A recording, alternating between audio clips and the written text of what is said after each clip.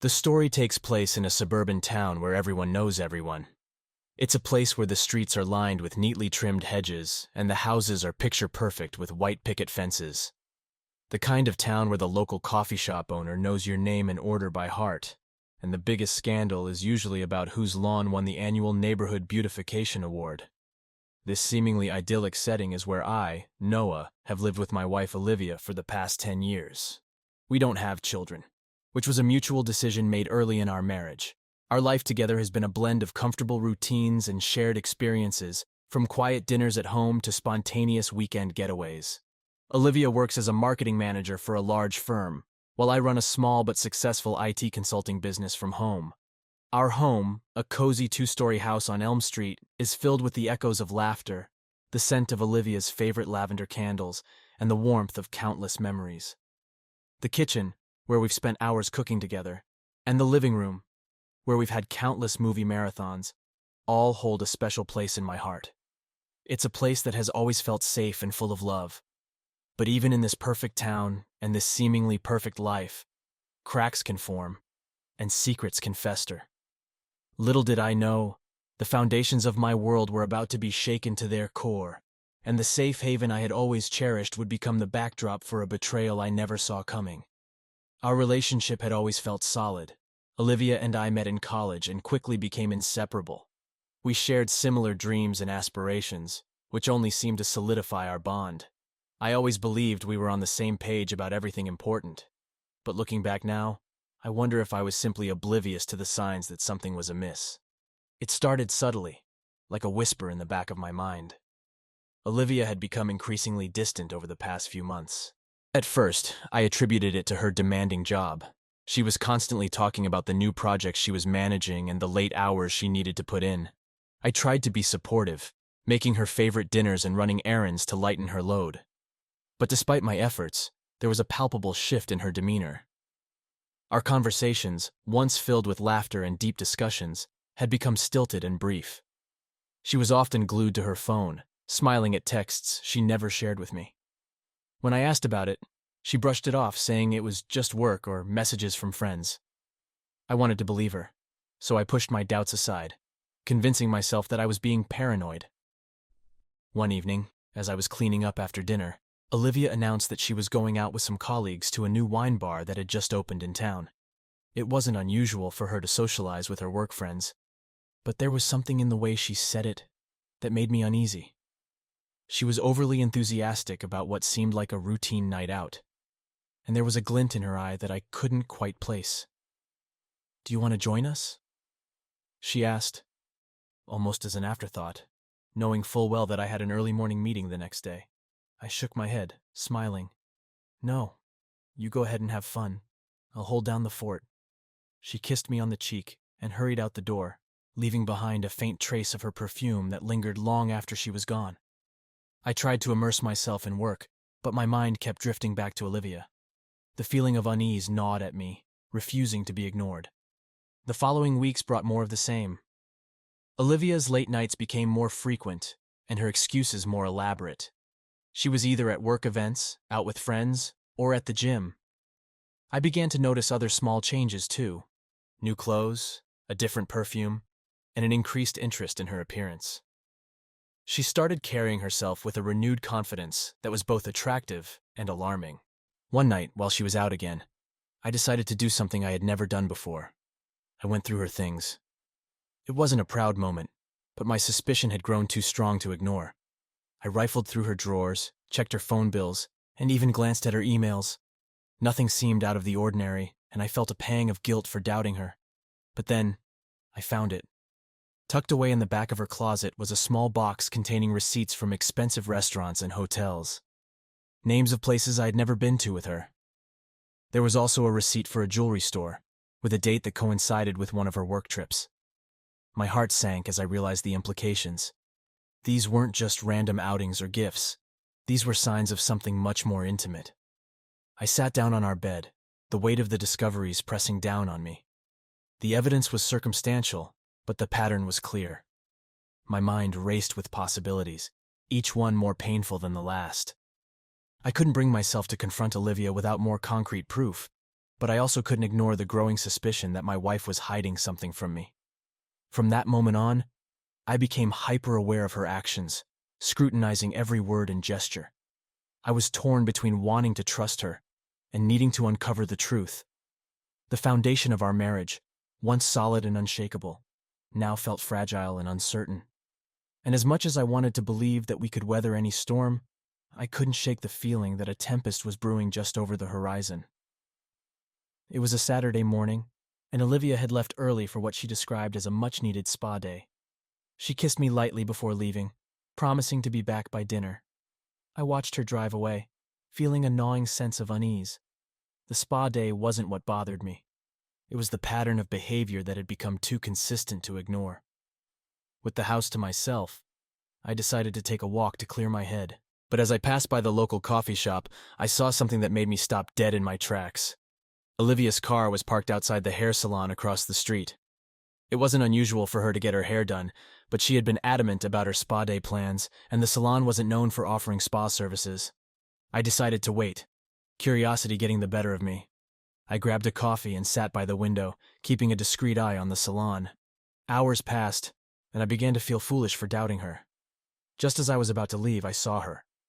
Olivia stepped out of the salon, but she wasn't alone. A man followed closely behind her, laughing at something she said. They were clearly more than acquaintances, their body language revealing an intimacy that made my heart pound. I couldn't make out his face from where I was, but I could see his hand brush against hers briefly before they parted ways. Olivia got into her car and drove off, and I watched the man walk in the opposite direction, heading down a side street. My mind was racing. Who was he? And why was Olivia lying about her plans? I decided to follow her, keeping a safe distance. She drove to a small, upscale hotel on the edge of town. My stomach churned as I parked nearby and watched her go inside. She checked in at the front desk, and a few minutes later, the same man from the salon walked through the doors and joined her. They exchanged a quick kiss before heading to the elevator. My hands were trembling as I took out my phone and snapped a few pictures. This was it. This was the proof I needed. But the pain of seeing it with my own eyes was far worse than I had imagined. I felt like I was going to be sick. I didn't know what to do next. Confronting her in the hotel lobby seemed too dramatic, too public. Instead, I went home and tried to collect my thoughts. I spent the rest of the day in a daze, replaying the scene over and over in my mind. By the time Olivia returned home that evening, I had worked myself into a state of barely controlled rage. She walked in with a bright smile, her face glowing as if she had just returned from the best day ever. "Hey, honey, how was your day?" she asked, breezing past me into the kitchen. I stared at her, struggling to keep my voice steady. "It was fine. How was the spa?" "Oh, it was wonderful," she said, her back to me as she put away her things. "Exactly what I needed." The casual deceit in her voice was like a punch to the gut. I took a deep breath, deciding to hold off on the confrontation. I needed more information before I could face her with the evidence. I wanted to be sure, beyond a shadow of a doubt, about what was going on. The following week, I became a man obsessed. I installed a tracking app on her phone and began monitoring her texts and calls. I hated myself for stooping to such levels, but I needed to know the truth. It didn't take long to confirm my worst fears. Olivia was indeed having an affair. The man's name was Ethan, and they had been seeing each other for several months. The texts between them were filled with flirtation, explicit plans, and confessions of affection that made my blood boil. It wasn't just a fling, it was something deeper, something that had been growing behind my back while I remained oblivious. One evening, I overheard a phone conversation where Olivia told Ethan that she loved him. That was the final straw. The woman I thought I knew and loved was gone, replaced by someone who could look me in the eye and lie without hesitation. The weight of the betrayal crushed me, and I knew I couldn't keep this charade going any longer. I spent the next few days gathering all the evidence, printing out text messages, and saving screenshots. I needed to confront her, but I also needed to prepare for what came next. I couldn't live like this, constantly questioning her every move and doubting her every word. When the day finally came, I waited until after dinner. Olivia was in the living room, scrolling through her phone, completely unaware of the storm about to hit. I walked in, my heart pounding in my chest, and sat down across from her. "Olivia, we need to talk," I said, my voice barely above a whisper. She looked up, her brow furrowing in concern. What is it, Noah? You look like you've seen a ghost. I took a deep breath, steadying myself for what was about to unfold. I know about Ethan. Olivia's face went pale, and her phone slipped from her hand, landing on the couch with a soft thud. For a moment the room was eerily silent, the weight of my words hanging heavily between us. She stared at me, her mouth opening and closing like a fish out of water, clearly struggling to find the right words. Noah, what are you talking about? She finally stammered, but the panic in her eyes betrayed her. I held up my phone, showing her the text messages I had printed out and saved. These, I said, my voice trembling with a mixture of anger and heartbreak. I know everything, Olivia. I know about the hotel, the texts, the lies. I know about Ethan. Tears welled up in her eyes and she covered her face with her hands. Noah, I'm so sorry. I can explain. Explain! I interrupted, my voice rising. What is there to explain, Olivia? You've been lying to me for months. You've been cheating on me. How could you do this to us? She looked up, tears streaming down her cheeks. It wasn't supposed to be like this. It started off as just a fling, something to escape the monotony. But then it got out of control. I never meant to hurt you. I felt a surge of anger. Never meant to hurt me? How could you think this wouldn't hurt me? You've shattered everything we've built together. She sobbed, trying to reach out for my hand, but I pulled away. Please, Noah, let me explain. Ethan was a mistake, a terrible mistake. I was feeling so lost and disconnected, and he was just there, giving me attention that I didn't even realize I needed. You didn't realize you needed. What about the attention I've been giving you? What about the love and support I've been pouring into this marriage? I asked, my voice breaking. I know, she said, her voice choked with sobs. You've been wonderful, and that's why this is so hard. I got caught up in something stupid, and now I've ruined everything. I stood up, pacing the room, trying to process her words. Why didn't you come to me? Why didn't you tell me you were feeling this way? We could have worked through it together. She shook her head, wiping her tears with the back of her hand. I was ashamed. I didn't know how to tell you that I was unhappy without making it seem like it was your fault. I thought I could handle it on my own, but I was wrong. I stopped pacing and looked at her, my heart breaking all over again.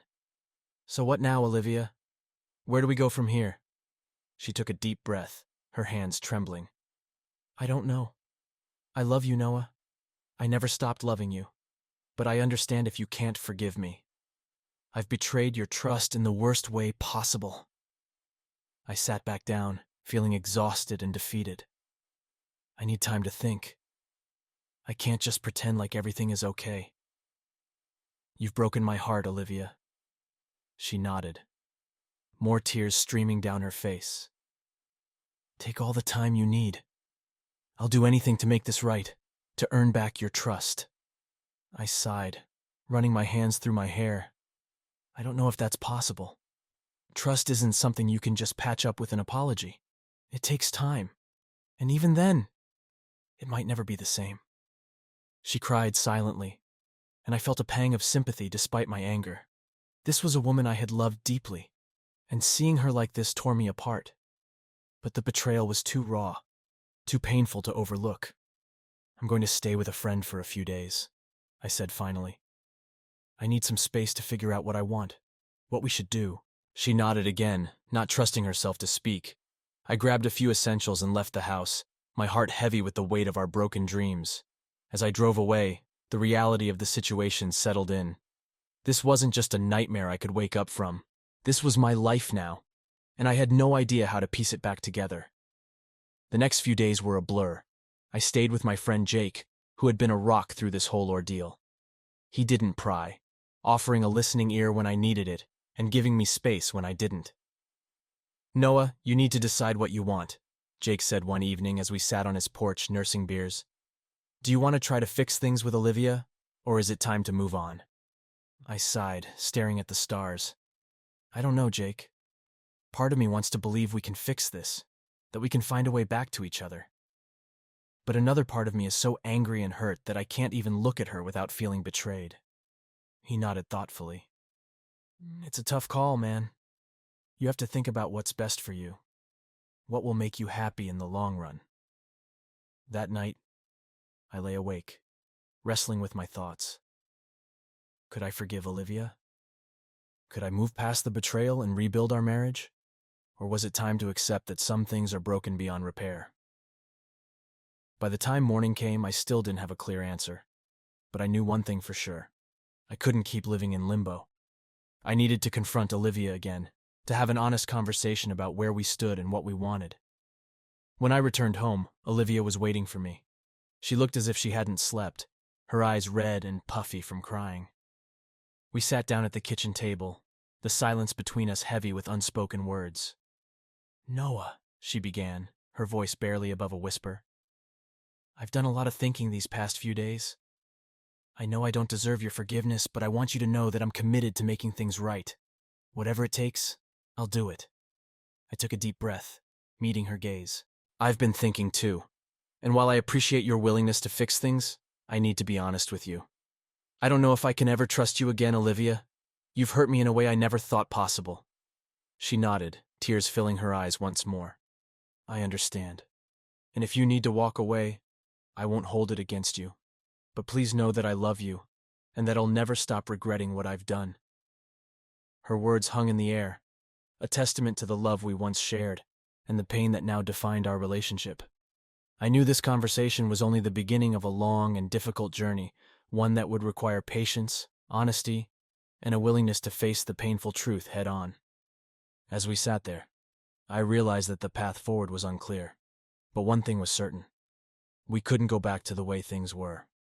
Whether we decided to rebuild our marriage or part ways, we would have to navigate the emotional wreckage left in the wake of her betrayal.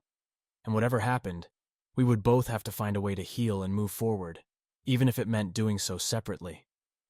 The days that followed our confrontation were some of the hardest I've ever experienced. The shock of Olivia's betrayal was raw and relentless, tearing through my emotions like a hurricane. The love we once shared felt like a distant memory, replaced by a void of pain and mistrust. Every moment was a struggle to keep my head above water, to make sense of the chaos that had upended my life. I found myself swinging between intense anger and profound sadness. I would wake up in the middle of the night, my mind racing with thoughts of Olivia and Ethan. The image of them together haunted me, an unwanted replay that I couldn't escape. During the day, I tried to keep busy with work, but my concentration was shot. Even the simplest tasks felt overwhelming. One evening, about a week after our confrontation, I decided to go for a drive to clear my head. I ended up at a secluded park on the outskirts of town. The sun was setting, casting a warm golden glow over the landscape. I parked the car and walked to a bench overlooking a small pond. As I sat there, the weight of everything came crashing down, and I broke down in tears. How could this have happened to us? We had been so happy, so in sync. Was it something I did or didn't do? Had I missed the signs, the subtle shifts in our relationship? My mind was a whirlwind of questions with no clear answers. The betrayal cut deep, and the pain was like nothing I had ever felt before. I stayed at the park for hours, lost in my thoughts. When I finally returned home, Olivia was waiting for me. She looked as exhausted and broken as I felt. Without a word, she approached me and wrapped her arms around me. I stood stiffly at first, but then the walls I had built up over the past week crumbled, and I hugged her back, both of us crying. "I'm so sorry, Noah," she whispered. "I know I've hurt you in ways I can't even imagine. I wish I could take it all back." "I know you do," I replied, my voice cracking. "But we can't change the past. We can only decide what to do moving forward." We held each other for a long time, the silence between us filled with unspoken apologies and the weight of our shared grief. It was a small moment of solace in an otherwise turbulent time. The next day, I decided to take a few days off work to focus on myself and process everything that had happened. I needed to find some clarity, to figure out how to move forward from here. Olivia agreed to give me the space I needed, promising to stay with a friend for a few days. In the quiet of our now empty house, I began to reflect on our relationship. I looked through old photo albums, remembering the good times we had shared. Our wedding day, vacations, birthdays. Each picture was a reminder of the love and happiness that had once been so abundant. But now, those memories were tainted by the knowledge of her infidelity. I also started journaling, pouring my heart out onto the pages. Writing down my thoughts and feelings helped me to process the whirlwind of emotions inside me.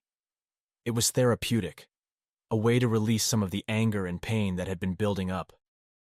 In the days that followed, I spoke with close friends and family, sharing what had happened. Their support was invaluable, giving me the strength to keep going. They listened without judgment, offering advice and comfort when I needed it most. My friend Jake was particularly supportive. He had been through a similar experience years ago and understood the emotional toll it took. We spent hours talking, and he shared his own journey of healing and recovery. It gave me hope that somehow I would get through this too. One evening, as I was scrolling through old photos on my phone, I came across a picture of Olivia and me at a friend's wedding. We were laughing, her head resting on my shoulder, looking so happy and in love. The sight of it brought fresh tears to my eyes. I missed that version of us, the couple who believed they could conquer anything together. But as the days turned into weeks, I began to realize that the path to healing would not be a straight line. There would be good days and bad days, moments of strength and moments of weakness. I had to be patient with myself and allow time to do its work. One morning, I woke up with a sense of determination. I couldn't let this betrayal define me. I needed to find a way to rebuild my life, whether that included Olivia or not. I decided to take up running, something I had enjoyed in my younger years, but had let fall by the wayside. It became my daily ritual, a way to clear my mind and focus on my own well-being. The physical exertion was a welcome distraction from the emotional pain. Each step, each mile, was a reminder that I was still here, still fighting. I started to feel a glimmer of hope, a sense that maybe, just maybe, I could come out of this stronger. Olivia and I continued to have difficult conversations. She was remorseful, willing to do whatever it took to rebuild our trust. But the road ahead was uncertain, and I wasn't sure if I could ever fully forgive her. We decided to take things one day at a time, focusing on open communication and honesty. There were moments of progress, where I felt a flicker of the love we once shared. But there were also setbacks, days when the pain was too overwhelming to see a way forward. It was a roller coaster of emotions, and I had to remind myself that healing was a process, not an overnight fix. As the weeks turned into months, I began to notice small changes in myself. I was stronger, more resilient. The pain was still there, but it no longer consumed me. I had found new interests, reconnected with old friends, and started to rediscover who I was outside of my marriage. Olivia and I continued to work on our relationship, slowly rebuilding the trust that had been shattered. It wasn't easy, and there were no guarantees, but I knew that whatever happened, I had the strength to move forward, to rebuild my life on my own terms. The journey was far from over, but I was no longer defined by the betrayal. I was defined by my ability to overcome it, to find hope and healing in the midst of the darkest times. And that, more than anything, gave me the courage to face whatever came next. Despite the progress I had made in processing the betrayal and trying to move forward, there remained a simmering anger within me, a need for retribution. It was not something I was proud of, but the hurt and humiliation Olivia's affair had caused demanded an outlet. The idea of revenge began to take root in my mind, a way to reclaim some semblance of control over a situation that had left me feeling powerless. One evening, as Olivia was out again, supposedly meeting with friends, I found myself scrolling through the evidence of her affair once more. The text messages, the photos, the receipts, all of it reignited the anger that I had been trying to suppress. It was then that I decided I needed to take action, to make her and Ethan feel the pain and humiliation they had caused me. The next day, I started to put my plan into motion. I knew where Ethan worked. Olivia had mentioned it in passing months ago, long before I had any reason to suspect him. He was a manager at a high-end boutique hotel downtown. I called the hotel and asked for a reservation, using a different name to avoid suspicion. I wanted to confront him, to look him in the eye and let him know exactly what I thought of him. As I walked into the hotel lobby, my heart pounded with a mix of adrenaline and anxiety. I had rehearsed what I wanted to say, but now that the moment was here, I wasn't sure if I could go through with it. I approached the front desk and asked to speak with Ethan. The receptionist informed me that he was in a meeting but would be available shortly. I took a seat in the lobby, trying to steady my nerves. After a few minutes, Ethan emerged from a back office, looking every bit the suave, confident man who had so effortlessly stolen my wife's affections. I stood up and approached him, my anger barely contained. "Ethan," I said, my voice cold and steady. "We need to talk." He looked at me with mild confusion, clearly not recognizing me. "Do I know you?" he asked. "No," I replied. "But you know my wife, Olivia." The color drained from his face as he realized who I was. He glanced around nervously, clearly uncomfortable with the public confrontation. "Let's take this somewhere private," he suggested, leading me to an empty conference room. Once the door was closed, I let my anger spill out. "You've been seeing my wife behind my back, and you thought you could get away with it," I said, my voice shaking with emotion. "You had no right to come into our lives and destroy what we had." Ethan looked genuinely remorseful, but his apology did little to quell my anger. "I'm sorry," he said. "I never meant for this to happen. It was a mistake." "A mistake?" I scoffed. "A mistake is forgetting an anniversary or burning dinner. What you did was deliberate and calculated." I could see the guilt in his eyes, but it wasn't enough. I needed more. "You need to end this," I said, my voice firm. "You need to stay away from Olivia and never contact her again. If you don't, I will make sure everyone at this hotel knows exactly what kind of man you are." Ethan nodded, clearly shaken. "I understand. I'll end it. I'm sorry for the pain I've caused you." I left the hotel feeling a small sense of satisfaction, but it wasn't enough. I wanted Olivia to feel the same humiliation I had felt. I wanted her to understand the gravity of her actions. With that in mind, I decided to take things a step further. Using the evidence I had collected, I anonymously sent copies of the incriminating texts and photos to Olivia's closest friends and family. I knew it was a cruel move, but my need for revenge had clouded my judgment. I wanted them to see her for who she really was, to hold her accountable for her actions. The fallout was immediate. Olivia's phone blew up with calls and messages from her friends and family, demanding explanations. She came home in tears, her face pale and stricken with shock. "Noah, what did you do?" she cried, holding up her phone. "Why would you do this?" "Why?" I shouted back. "Because you needed to understand the pain and humiliation you've caused me. You needed to face the consequences of your actions." She collapsed onto the couch, sobbing uncontrollably. "I know I hurt you, but this is too much. You've ruined my reputation, my relationships. How could you be so cruel?" "Cruel?" I said, my voice cold. "You want to talk about cruelty? How about lying to my face, sneaking around behind my back and shattering our marriage? You brought this on yourself, Olivia." For the next few days, our home was a war zone. Olivia was bombarded with calls and visits from angry friends and family members, all wanting to know why she had betrayed me. She tried to explain, to apologize, but the damage had been done. The betrayal was out in the open, and there was no going back. As the days turned into weeks, the initial satisfaction I felt from my revenge began to fade. I watched Olivia suffer, and while part of me felt vindicated, another part of me felt hollow. The revenge had not brought the closure or healing I had hoped for. Instead, it had deepened the divide between us and left me feeling more lost than ever. One evening, as I sat alone in the living room, Olivia approached me, her eyes red and swollen from crying. "Noah, we can't go on like this," she said, her voice trembling. "I know I've made terrible mistakes, and I don't expect you to forgive me. But this cycle of revenge and anger is destroying both of us. We need to find a way to move forward, even if it means going our separate ways." I looked at her, the woman I had once loved so deeply, now a stranger in so many ways. The anger and hurt were still there, but so was a profound sense of exhaustion. We couldn't keep tearing each other apart. It was time to face the reality of our situation and make a decision about our future. "You're right," I said quietly. "We can't keep living like this. Maybe it's time we both accepted that our marriage is over."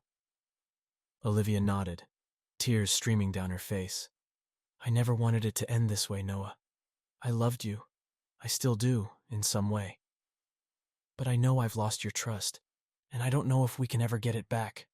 We sat in silence for a long time, the weight of our decisions settling over us. It was a painful realization, but also a necessary one. The revenge, the anger, the betrayal, they had all taken their toll. It was time to let go and find a way to heal, even if it meant doing so separately. In the days that followed, we began the process of ending our marriage. It was a difficult and emotional journey, but there was also a sense of relief in knowing that we were no longer trapped in a cycle of pain and resentment. We agreed to part amicably, to support each other in moving forward and finding happiness again. As I packed up my things and prepared to leave the house that had once been our home, I felt a mixture of sadness and hope. The road ahead was uncertain, but I knew that I had the strength to face whatever came next. I had been through the darkest moments of my life and had come out the other side, ready to rebuild and rediscover who I was. And while the journey was far from over, I knew that I would find my way, one step at a time. The decision to end our marriage wasn't made lightly, but it was clear that it was the right choice for both of us. Olivia and I began the painful process of untangling our lives. We divided our assets, worked out the logistics of moving out, and started to prepare for the legal proceedings that would formally dissolve our marriage. As we sorted through our belongings, each item seemed to carry a memory. The wedding album, the souvenirs from our trips, the pieces of furniture we had picked out together, all of them were reminders of a life we had once shared. The emotional toll was immense, but we both knew that clinging to the past would only prolong the pain.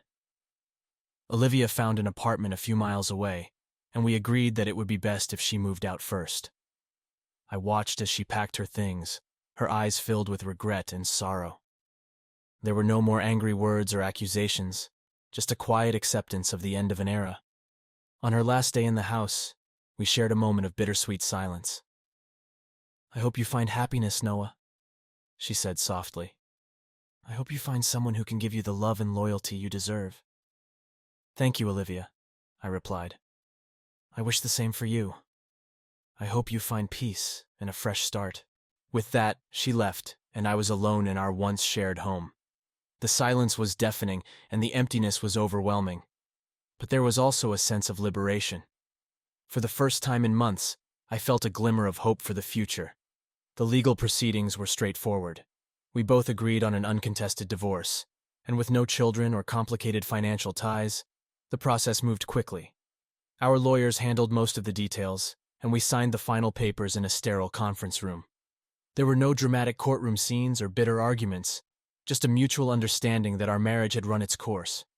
Once the divorce was finalized, I knew it was time to focus on my own healing and rebuilding. I decided to sell the house that had once been our home. It was too full of memories, both good and bad, and I needed a fresh start. I found a smaller place closer to downtown, a cozy apartment that felt like a blank slate. Moving into the new apartment was both exciting and daunting. I spent the first few days unpacking, arranging furniture, and making the space my own. It felt good to create a new environment, one that was free from the shadows of the past. I also made a conscious effort to reconnect with friends and family. The support network that had been there for me during the darkest days was invaluable. My friend Jake continued to be a rock, always ready to lend an ear or share a beer. We started going out more, rediscovering old haunts and exploring new places. One evening, Jake invited me to a small gathering at his place. It was a casual get-together with a few mutual friends. As we sat around the fire pit, talking and laughing, I felt a sense of camaraderie and belonging that I hadn't felt in a long time. It was a reminder that life goes on, that there are still moments of joy to be found even in the midst of pain. At the gathering, I met someone new. Her name was Emily, and she had recently moved to town. She was smart, funny, and easy to talk to. We hit it off immediately, sharing stories and laughing about the quirks of small-town life.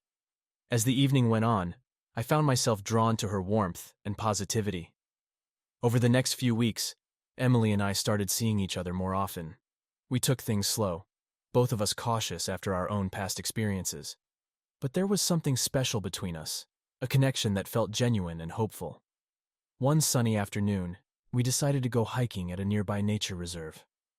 As we walked along the trails, surrounded by the beauty of the natural world, I felt a sense of peace that had eluded me for so long.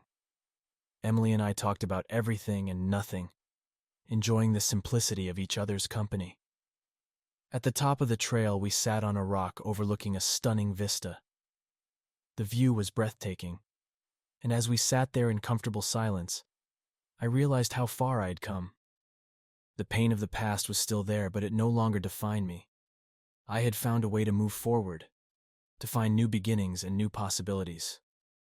"Thank you for today," I said, turning to Emily. "I didn't realize how much I needed this." She smiled, her eyes reflecting the sunlight.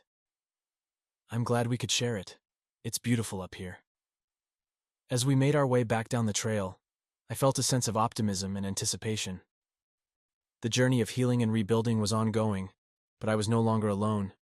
I had found someone who understood, who was willing to walk the path with me. Back in town, life continued to move forward.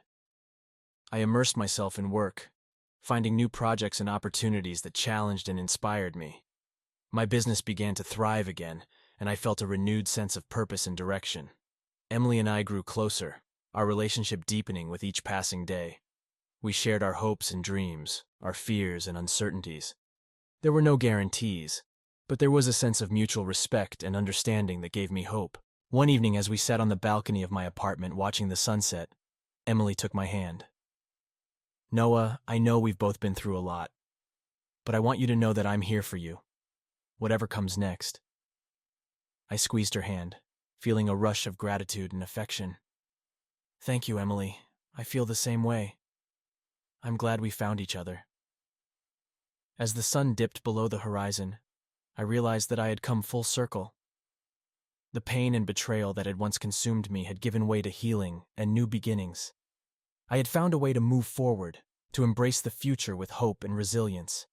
The road ahead was still uncertain, but I was no longer afraid. I had faced the worst and come out stronger. With Emily by my side and a renewed sense of purpose, I was ready to embrace whatever came next.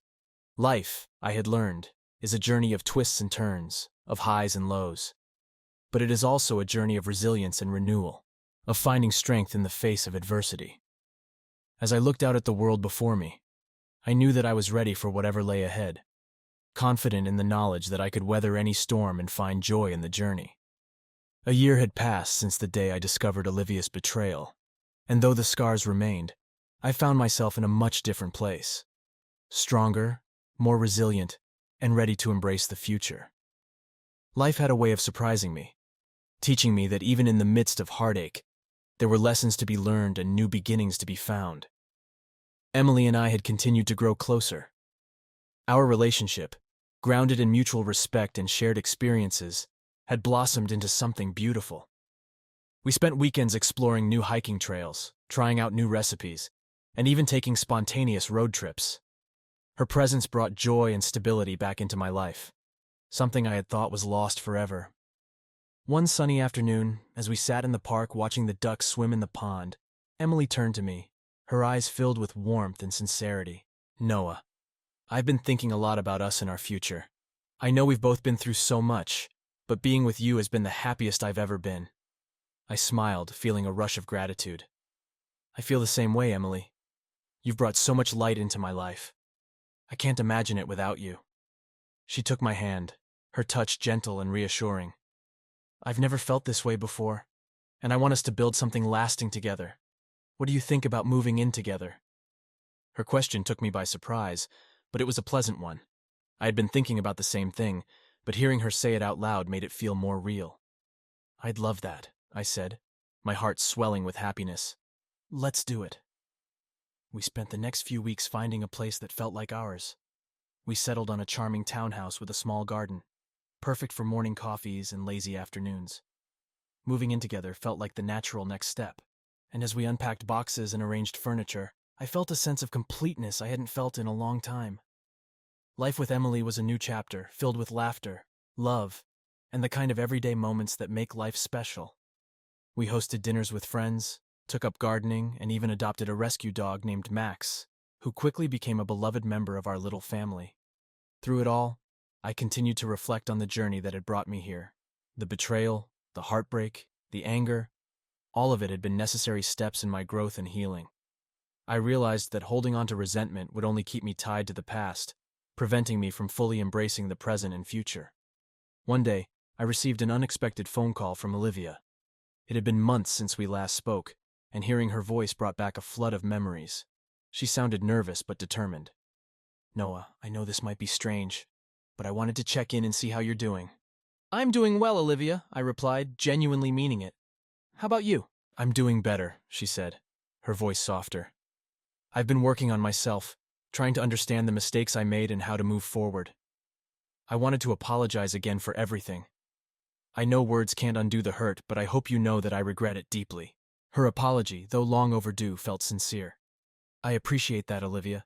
It's been a difficult journey, but I've come to terms with it. I hope you're finding your own path to healing. I am, she said, a hint of relief in her voice. I just wanted to thank you for the years we shared and for the lessons learned. I wish you nothing but the best. Thank you, Olivia. I wish you the same. As I hung up the phone, I felt a sense of closure. It wasn't about rekindling old flames or reopening old wounds. It was about acknowledging the past and allowing both of us to move on. That evening, as Emily and I prepared dinner together, I shared the conversation with her. She listened, her eyes filled with understanding and compassion. I'm proud of you, Noah, she said. You've come a long way, and I'm grateful to be part of your journey. I'm grateful for you too, Emily, I said, pulling her into a hug. I couldn't have made it without you. In the weeks that followed, I continued to reflect on the lessons I had learned. The experience had taught me about resilience, forgiveness, and the importance of self-care. It had shown me that even in the darkest times, there is always a way forward, a way to rebuild and find happiness again. Emily and I started making plans for the future. Trips we wanted to take, goals we wanted to achieve, and dreams we wanted to pursue together. Our life was not without challenges, but we faced them as a team, supporting each other every step of the way.